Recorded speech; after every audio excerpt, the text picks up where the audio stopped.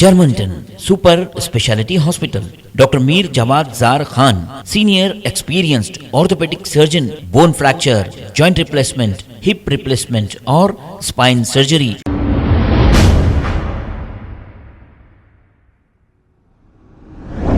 अस्सलाम वालेकुम नाज़रीन, 7H न्यूज में आपका इस्तकबाल है। कांग्रेस लीडर मतीन शरीफ ने यह कहा कि पिछले 10 सालों से गोदी मीडिया मोदी को ये कहकर बता रही है कि वो विश्व गुरु बन चुके हैं और दुनिया के कई प्राइम मिनिस्टर्स मोदी जी से एडवाइस लेकर काम करते हैं। यहाँ तक कि रूस और यूक्रेन के वार को भी इन्होंने ही रुकाया। और क्या कहा मतीन शरीफ ने, आइए सुनते हैं तमाम तफसीलात। नरेंद्र मोदी जी को पिछले 10 सालों से गोदी मीडिया इस तरह से बता रहा था कि वो विश्व गुरु बन चुके, दुनिया के कई प्राइम मिनिस्टर्स मोदी जी से एडवाइस लेके काम करते हैं, यहाँ तक कि रूस और यूक्रेन की वॉर तक मोदी जी ने ही रुकवा दी। इस तरह से ये गोदी मीडिया झूठा प्रोपोगंडा चला रहा था। अगर ये हकीकत होती, ये सच्चाई होती, तो मोदी जी आज जब इलेक्शन आया तो अपने इन इतने बड़े कारनामों की बुनियाद पे वो वोट मांगते, बजाय उसके वो आज भी हिंदू और मुसलमान के नाम पे वोट मांग रहे हैं। रिसेंटली एक जलसे से खिताब करते हुए मोदी जी ने कहा, जो गोल्ड है बहनों का और जो संपत्ति है, ये सबको समान रूप से वितरित कर दी जाएगी कि अगर 2024 में कांग्रेस गवर्नमेंट फॉर्म करेगी तो उसके बाद भारत के तमाम लोगों का हिसाब किताब करके, पैसे का, सोने का ये हिसाब करके वो ले लेगी और मुसलमानों में जो ज्यादा बच्चे पैदा करने वाली कौम है उनमें बांट देगी। तो मैं मोदी जी से ये कहना चाहूंगा कि अक्टूबर 1962 में जब इस मुल्क पे चाइना अटैक कर चुका था, इंडिया और चाइना का वॉर चल रहा था, उस वक्त जब इंडियन मिनिस्ट्री ऑफ डिफेंस के फाइनेंशियली हालात बहुत खराब हो चुके थे, हमारे जवानों को हथियार की हर वो चीज की जरूरत थी, उस वक्त एक मुसलमान जिसका नाम निजाम मीर उस्मान अली खान रहमतुल्लाह अलैह था, वो सामने आए और उन्होंने अपने पर्सनल खजाने में से 5000 किलो सोना इस मुल्क की आन और शान को बचाने के लिए दान कर दिया। और उन्होंने उस वक्त के प्राइम मिनिस्टर से कहा कि और कोई भी चीज की जरूरत है तो मैं अपनी इस हर चीज इस मुल्क की हिफाजत के लिए कुर्बान करने के लिए तैयार हूं। तो मोदी जी को चाहिए कि सोच समझ के बात करें। और उन्होंने एक तंजिया बात मुसलमानों पर करते हुए कहा, इसका मतलब ये संपत्ति इकट्ठी करके किसको बांटेंगे? जिनके ज्यादा बच्चे हैं उनको बांटेंगे, जो ज्यादा बच्चे पैदा करते हैं। तो मैं एक मुसलमान हूं, मुझे सिर्फ 4 बच्चे हैं। मेरे दोस्तों में, रिश्तेदारों में, मिलने जुलने वालों में, जान पहचानत के लोगों में, मैं सारे लोगों में देखा किसी को 2, किसी को 3 और किसी को 4 बच्चे हैं। कोई ज्यादा बड़ी फैमिली मुझे नजर नहीं आई। मगर गुजरात में एक फैमिली है जिसके 6 बच्चे हैं, वो नरेंद्र मोदी जी की फैमिली है।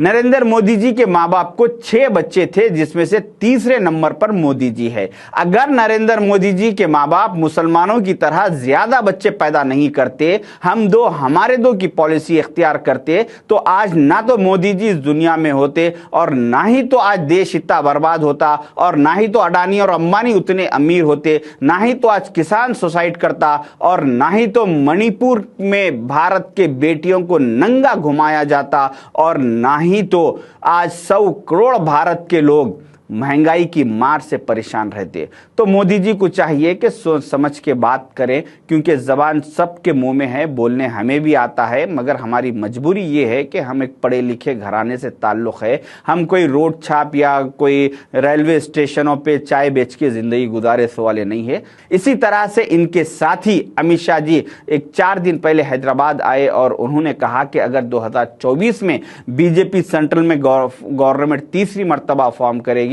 तो जो तेलंगाना में 4% मुस्लिम रिजर्वेशन है, उस रिजर्वेशन को जो अनकॉन्स्टिट्यूशनल है, इसको हम खत्म कर देंगे। भारतीय जनता पार्टी ने निर्णय किया है कि मुस्लिम रिजर्वेशन जो यहां पर टीआरएस और कांग्रेस ने किया है, हम उसको समाप्त कर कर तो मैं बीजेपी के वोटरों से ये कहना चाहूंगा कि बीजेपी की पिछले 10 साल से सेंट्रल में गवर्नमेंट है, अगर ये अनकॉन्स्टिट्यूशनल होता तो ये उसको आज तक खत्म कर चुके होते। कॉन्स्टिट्यूशन के हिसाब से लीगल है, इसको वो खत्म नहीं कर सकते इस वजह से। मगर आज जब इलेक्शन है तो इनके पास आपके पास आके वोट मांगने के लिए कोई बात नहीं है, कोई मुद्दा नहीं है, इसीलिए ये लोग जुमलेबाजी करके आपसे वोट मांग रहे हैं। जबकि आपको देखना चाहिए कि अमित शाह जी के बेटे जय शाह दुबई में शेखों के साथ अपने काम धंधे में मसरूफ है और स्मृति ईरानी की बेटी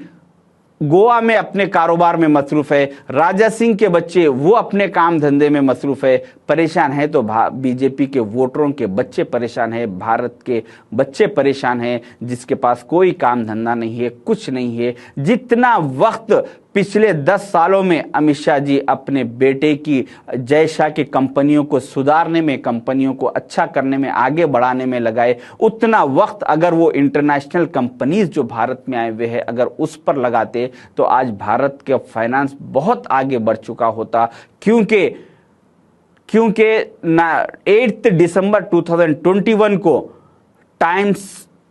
द इकोनॉमिक टाइम्स में ये स्टेटमेंट प्रिंट किया गया कॉमर्स एंड इंडस्ट्रीज के सेंट्रल मिनिस्टर पीयूष गोयल साहब का, जो उन्होंने पार्लियामेंट में ठहर के कहा कि 2014 से 2021 तक इस मुल्क में 2783 मल्टीनेशनल कंपनीज जो इंटरनेशनल जो अदर कंट्रीज से कंपनीज यहाँ पे आए थे वो अपना काम धंधा बंद करके वापस चले गए। अगर अमित शाह जी अपने बेटों के बजाय, ये सारे मिनिस्टर्स अपने बच्चों की जिंदगियों के बजाय अगर इन कंपनियों पे अगर टाइम लगाते तो आज वो करीब 3000 कंपनी इस देश में अगर होते तो यहाँ पे लाखों लोगों को जॉब्स मिलते, उनकी तरक्की होती, लोगों के पास काम धंधा होता। तो इस तरह से ये बीजेपी के लीडर्स सिवाय झूठे वादों के और प्रोपोगंडे के इनको कोई दूसरा इनके पास मुद्दा नहीं है वोट मांगने के लिए। इसीलिए मेरी बीजेपी के वोटरों से ये अपील है कि आप लोगों को चाहिए कि सोच समझ के अपने वोट का हक इस्तेमाल करें। आप जैसा कि ये अमित शाह अपने बेटे का, स्मृति ईरानी अपनी बेटी का, राजा सिंह अपने बच्चों के बारे में सोच रहे हैं, उस तरह से आप भी अपने बच्चों के बारे में सोचिए। और जो राहुल गांधी एक पढ़े लिखे खानदान के है, जो आज इस नफरत के बाजार में मोहब्बत की दुकान खोलने के लिए निकले हैं, इनको आप अपना वोट दीजिए और आज हिंदुस्तान को दूसरे कंट्रियों से आगे बढ़ाने की कोशिश कीजिए। शुक्रिया। जय हिंद, जय कांग्रेस। जर्मनटन super speciality hospital, doctor Mir Jamat जार Khan, senior experienced orthopaedic surgeon, bone fracture, joint replacement, hip replacement और स्पाइन सर्जरी कामयाबी से अंजाम दे रहे हैं। इसके अलावा neuro surgery, cardiology, gynaecology, dental, general medicine, dialysis और फिजियोथेरेपी जैसे शोबाजात में इंतहाई कामयाबी के साथ वाजबी फीस में इलाज किया जा रहा है। शेयरिंग और प्राइवेट रूम्स, अस्पताल में 24 घंटे MRI, CT scan, 2D digital x-ray, ultrasound, operation theatre, ICU और लैब की सहूलत दस्तयाब है। आपकी उम्मीदों के ऐन मुताबिक जर्मनटन super speciality hospital, pillar number 150, Attapur, Hyderabad. खबर है शहर की, खबर है गाँव की, खबर है सारी दुनिया की। 7H न्यूज पसंद आए तो लाइक कीजिए, शेयर कीजिए और सब्सक्राइब करना ना भूलें। 7H news.